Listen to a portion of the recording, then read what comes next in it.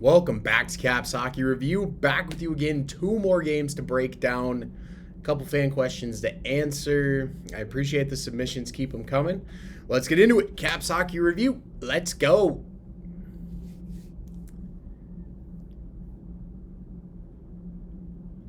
And off we go. Caps Hockey Review underway yet again. The old CHR back at it.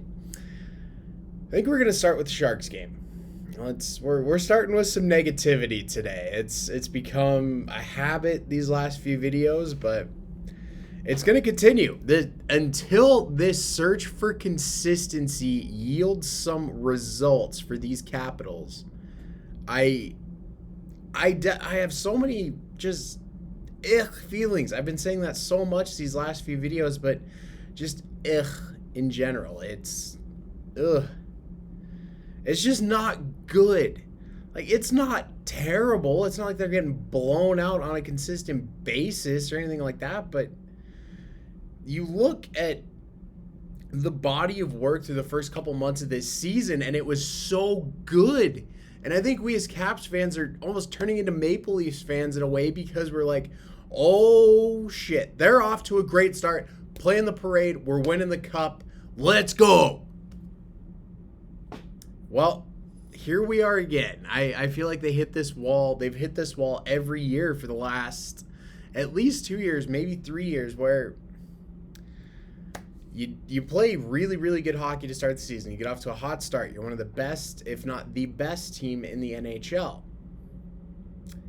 And then it doesn't sustain. They find a drop-off somewhere in mid to late December, right around a week or two before the Christmas break.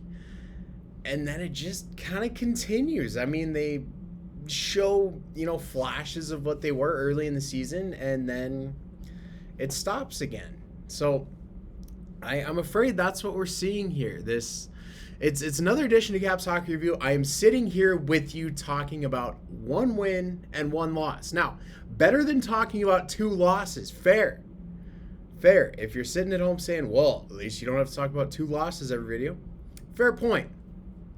But I have not talked about 2 wins in a Caps Hockey Review in quite some time. I don't know exactly how long it's been, but it's been a while.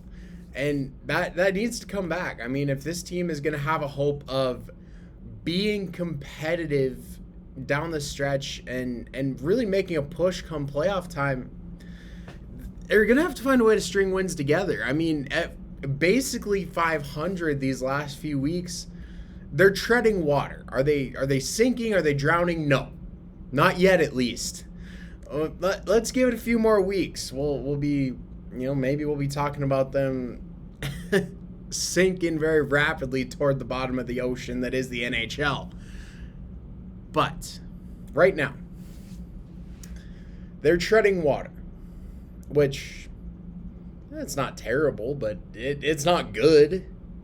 It's definitely not good when you look at what teams like the Carolina Hurricanes, the New York Rangers, the Pittsburgh Penguins, and this will tie into a fan question later, but the Pittsburgh Penguins are arguably the hottest team in the NHL. They started off slow. I mean, Malkin missed the first couple months of the season with that knee injury. Crosby was kind of in and out with the wrist. He had some COVID issues. He's kind of back. Jake Guentzel was out there for a stretch. He's back. Guentzel has been extremely impressive this year. Chris Letang, in his old decrepit age, has somehow managed to pull off just over a point a game pace so far this season. I mean, it's kind of a combination of youth. I mean, for the Penguins, they have some young guys stepping up and really some veteran guys. I mean, obviously Crosby, Malkin, Guentzel's kind of more on the young side. Letang's definitely up there, but they're doing it. They're finding a way to have success. Tristan Jarry has really stabilized in the net for them. But enough about the Penguins. This is not Pens Hockey Review, and it damn well might be for the next one. The Caps have the Penguins tonight in Pittsburgh. I am preparing myself for an absolute shit kicking by the Penguins. I mean, we saw the Caps do the same thing to Pittsburgh when they came to Washington. Caps were a different team at that point in the season, and so are the Penguins. If anything, the two have absolutely reversed course. I know, I said I was getting into the Sharks, and I'll get there. I'm starting with a rant today. Let me get through it, and then we'll get into San Jose. This team, actually, you know what? I'm gonna hit the Sharks real quick because I'm just in a foul enough mood to get into it. That Sharks game, what was that? I mean, this effort. I mean, not to crap on them entirely, because it wasn't their worst effort of the season, but I've talked about it. We're just not seeing that consistent effort for 60 minutes.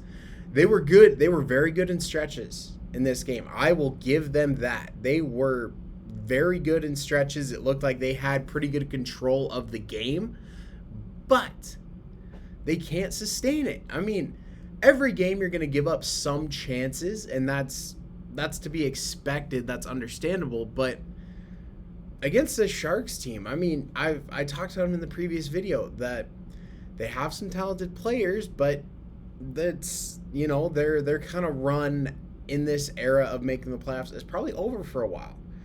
And the Caps seem to struggle against these teams in particular. Here's why. The Caps, I feel, have been a team that wins games they probably don't have any business winning and probably shouldn't win. And sometimes in the fashion they do it, but the teams that they should beat, they always seem to struggle with, because as one of the supposed top teams in the NHL, that's changing very quickly here, it seems like, but you're expected to beat these teams that are kind of outside playoff contention. But what do teams outside playoff contention always have in common? Probably don't have as many skilled players as you playoff teams. Probably have a lot more young guys who are trying to prove themselves. Well, what do you get when you mix all of that together? You get a very motivated group who, if nothing else, they are going to work their asses off for 60 minutes.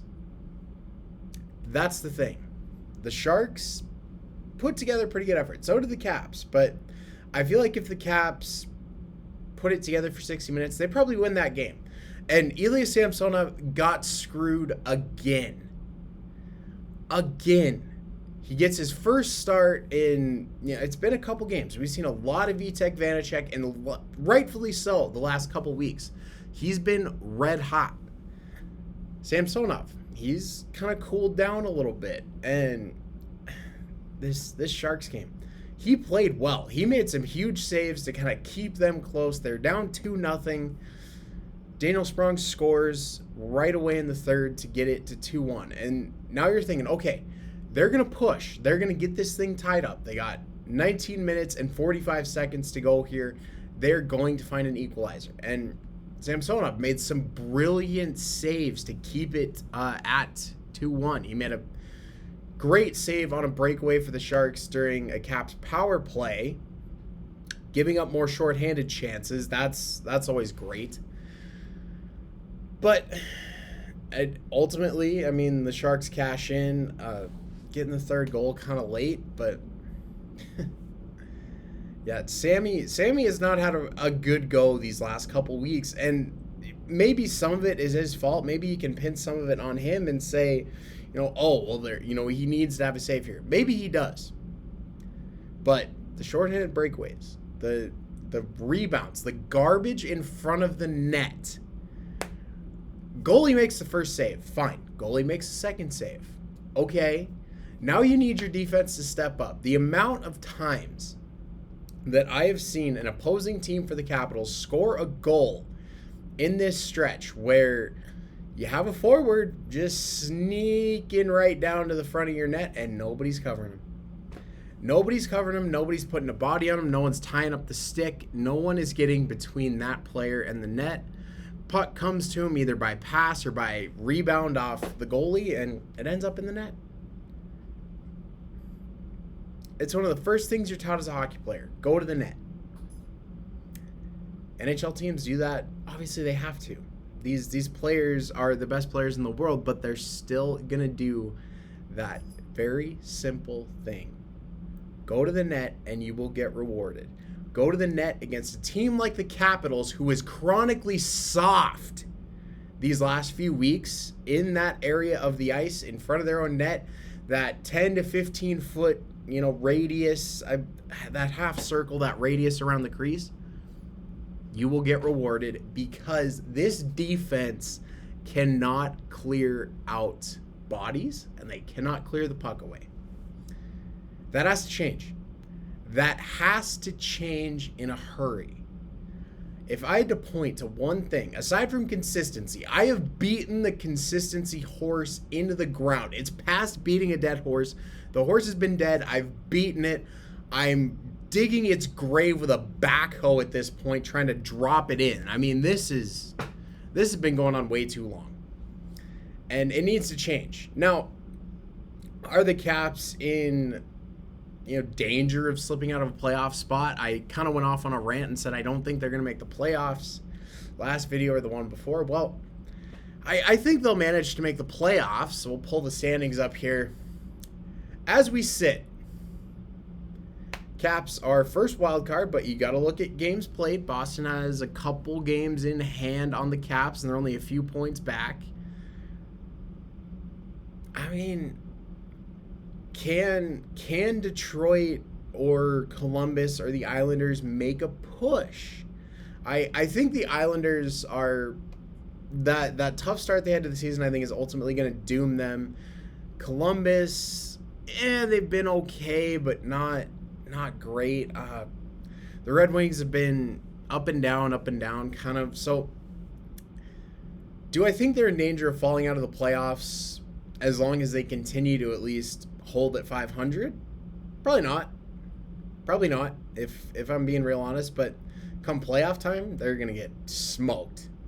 I mean, if they don't find a way to get back to playing that good hockey, good solid effort for 60 minutes, protecting your net, and doing the things they need to do offensively, they're going to get bounced very quickly out of the first round. So that's where we sit. Are they in danger of missing the playoffs? Probably not, barring some just unreal slide. But it's been going on for long enough now that it's definitely a concern that maybe this team's working its way into the mushy middle. And I'll get to some good here. That Dallas game was really good for the Caps, but when I say mushy middle team, what do I mean? Well, the NHL has a couple teams. I mean, the Minnesota Wild were a great example of this for the last, before Kirill Kaprizov got there and really kind of kick-started their rebuild or their retool, whatever you want to call it. They were this team who was consistently good enough to make the playoffs. They did enough in the regular season to find a way in. But once the playoffs start, they were not good enough to really do any real damage or to make any sort of a run. So what does that mean? You could point to the positive and say, well, they're still making the playoffs. That's good news. Yes and no. If you're going to make the playoffs with the draft format and how it works, if you're going to make the playoffs, you need to push. And you got to make a run. Because if you're making runs, that tells your fan base and that tells management that, okay, this team is still competitive. They're in a position to win a cup. If you're consistently getting eliminated in the first round, like the Caps have these last 3 playoff years, and yes, I know that 2019 year they took a team that made it to the Eastern Conference Final to 7 games. No, double OT in 7 games. Great. But they didn't win. That's ultimately what matters.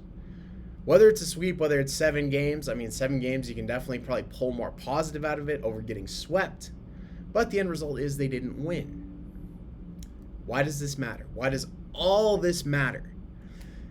With draft position and draft format, making the playoffs puts you out of the draft lottery unless you trade for, a lower team's pick somewhere in that first round. And the Caps haven't done that. They're giving away picks. They're not acquiring picks. So a lottery pick is out of the question. So your chance. Now, does this eliminate their chance of picking up a generational talent? No. We've seen surprise player. I say surprise. I don't know if that's really the right word, but we've seen players drafted later in the draft that turn out to be NHL superstars. Braden Point, Nikita Kucherov come to mind. Troy Terry from the Anaheim Ducks. I'll get into him later too from a fan question. I mean, there's talent in the draft outside the top 15. Of course there is. But your odds of finding that generational talent, if you're not getting these consistent picks, if you're not getting a high draft pick, but you're not making a run to the Cup final, that kind of puts you in this weird space. And I'm afraid that's where the Caps are, or they're headed there very soon, where we're not good enough to win a Cup, but we're not bad enough to really get into the draft lottery and start our rebuild. And we're just kind of going to exist in kind of this limbo or this purgatory for a while. So I'd like not to see that happen. If they're going to run, great, load up and make it happen, or the rebuild ain't going to start until after Ovi's gone. I mean, he did not re-sign here with this team to do a feel-good farewell tour. He's not here for shits and giggles. He's not here to take one last spin around the NHL and look back at it all fondly. No. He's here to win a Stanley Cup, and he's here to break Gretzky's record. He's not here for kicks. So this team has to figure it out. I mean, you've got some more years with Ovi and Backstrom, but the older they get, stands to reason that your window just gets smaller and smaller every year. So it needs to change. Now that my ranting is over, hopefully you're all still with me. We'll get to the Dallas Stars game, because there was a lot more positive to pull out of that. So for Washington, the big question here, you're headed to Dallas, and who's in the net at the other end of the ice? Your old buddy Braden Holtby. The first time ever Braden Holtby has played against the Washington Capitals. This was an interesting game. I kind of expected Holtby to really, really stand on his head in this game and pull the Stars out a win, but the Caps played really well. Really, really well. This is the best game I think the Caps have played in, probably since November. I mean, I don't know if maybe it's starting to click, but I mean, you've got all these different guys scoring. They win 5-0. That's fantastic. Vanacek with a shutout. But the way they're doing it, I mean, they scored 2 power play goals. They scored more power play goals in this game than they did in the entire month of December. That's awesome. I mean, maybe they're finding a way out of it. Okay, Tom Wilson scores. Connor McMichael had a goal. Trevor Van Riemsdyk. Nick Backstrom. I'm missing one. I apologize. I was looking through the score sheet just to refresh myself, and I spaced. I believe it was the second goal. I apologize. But Connor McMichael getting back in. He was a healthy scratch for that Sharks game. Gets a goal, gets an assist.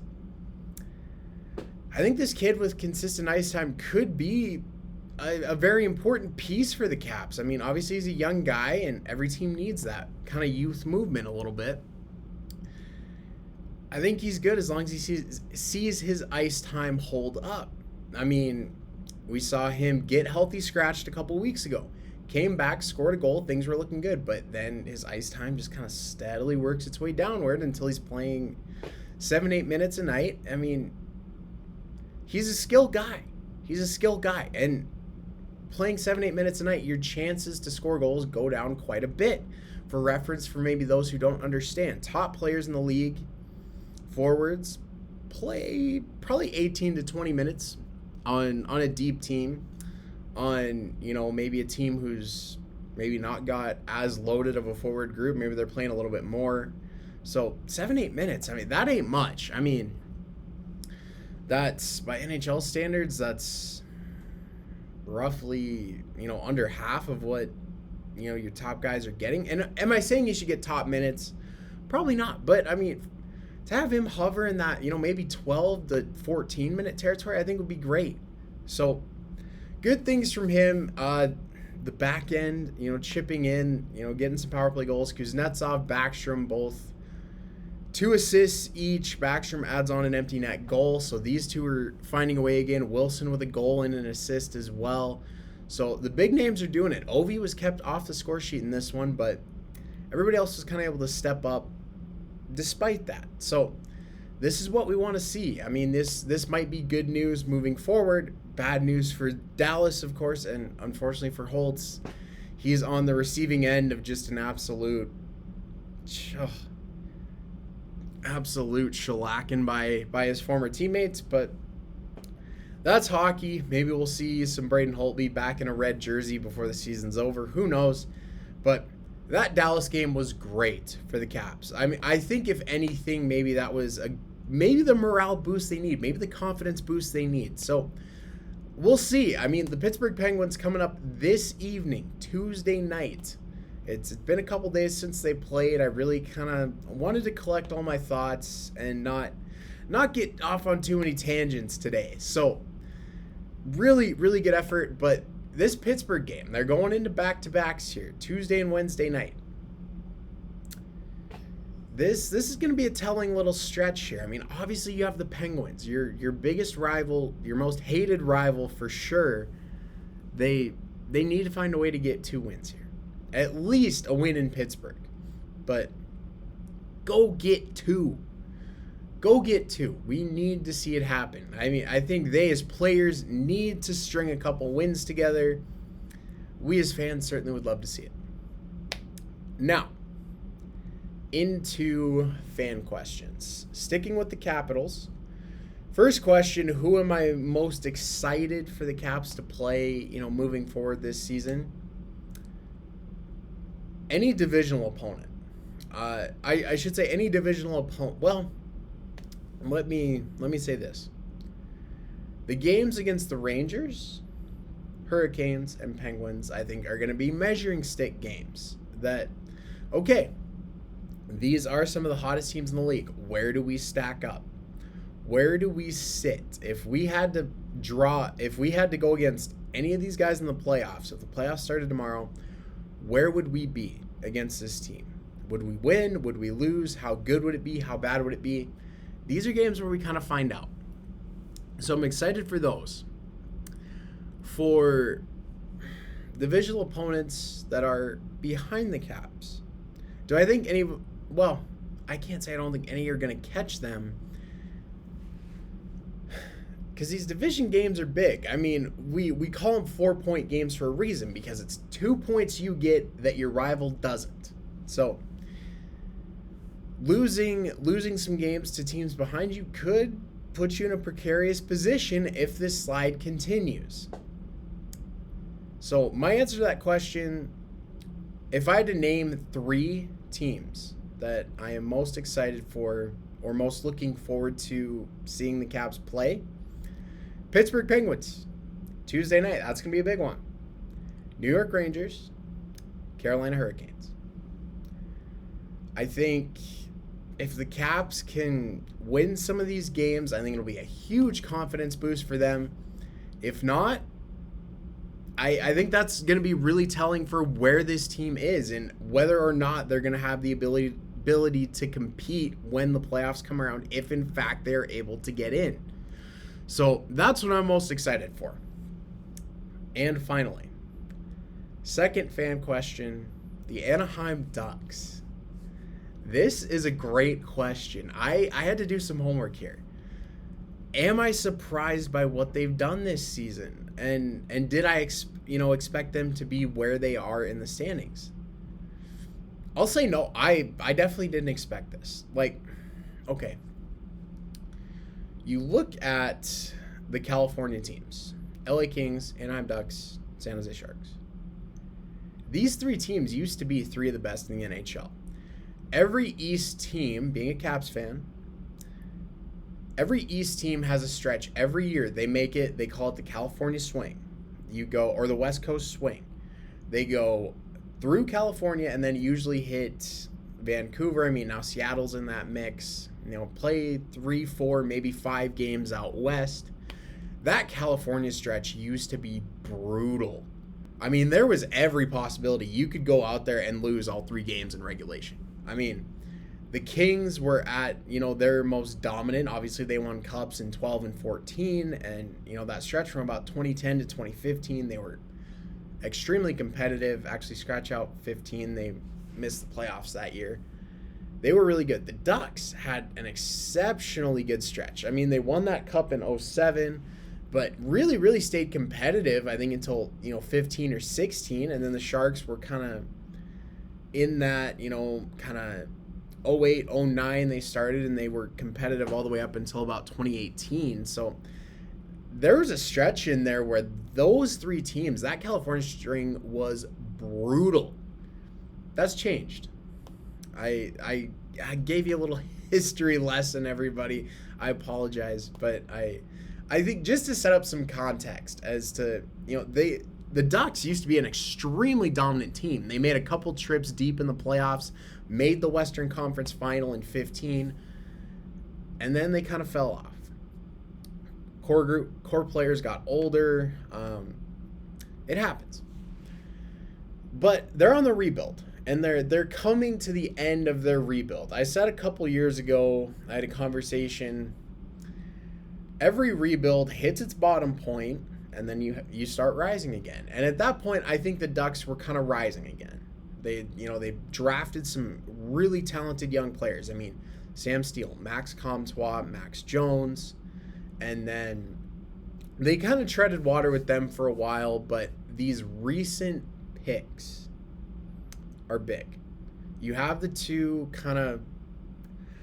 that the sky's the limit, and they're hoping these two will be the cornerstones of the franchise in Jamie Drysdale, defenseman, and center Trevor Ziegris. Drysdale has come along a little bit slowly. Trevor Ziegris has been phenomenal for this team, and he's a huge reason for their success this year. If I had to guess where the Ducks were going to finish at the beginning of the year, I would have guessed they would have just barely missed a wild card spot. Not a bad team. Certainly a team with a ton of promise, a ton of potential, but just not quite there yet. But where they sit second in that Pacific Division. Now, in fairness, that Pacific Division is probably the weakest in the NHL, but let's not take away from the Ducks here.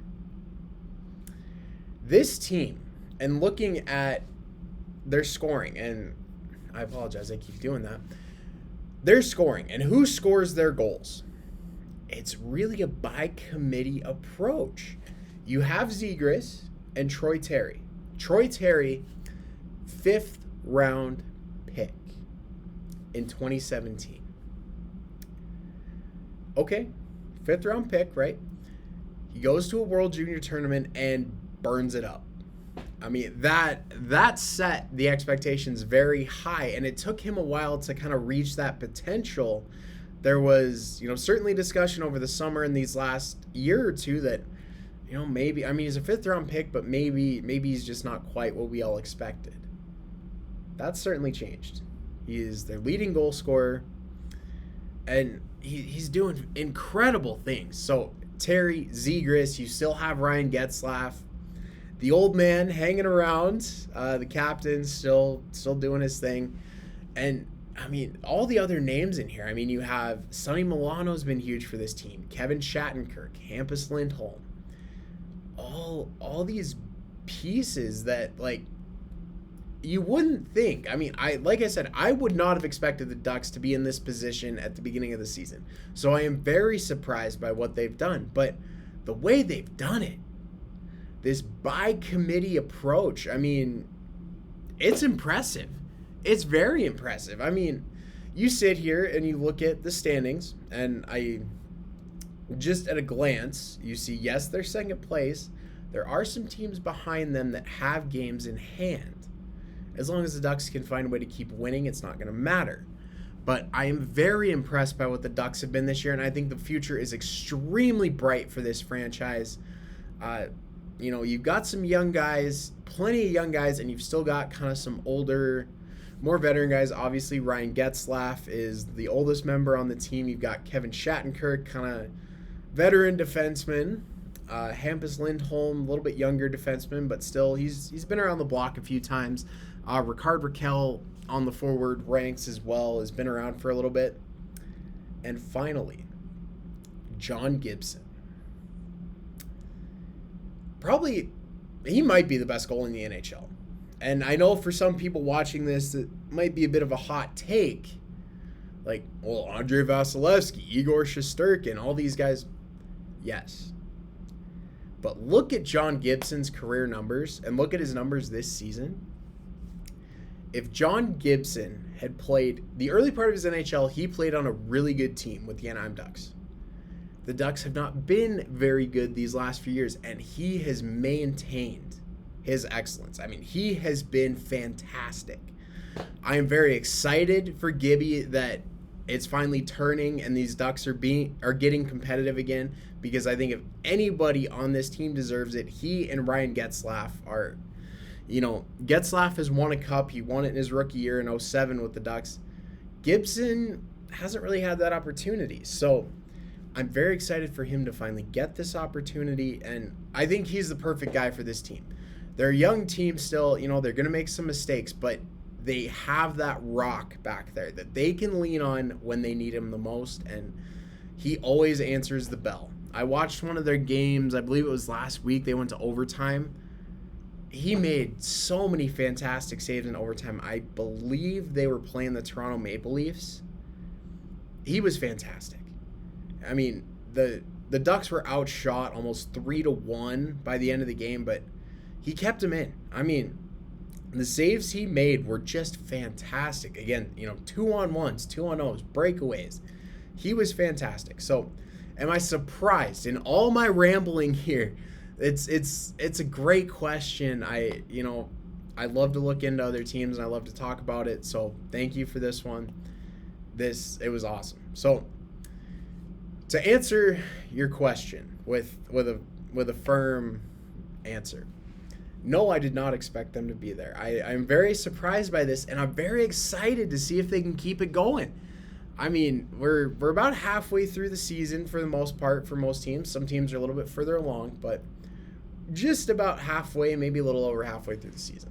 So, very impressed by what they've done so far. I'll be curious to see if they can sustain it for the rest of the year.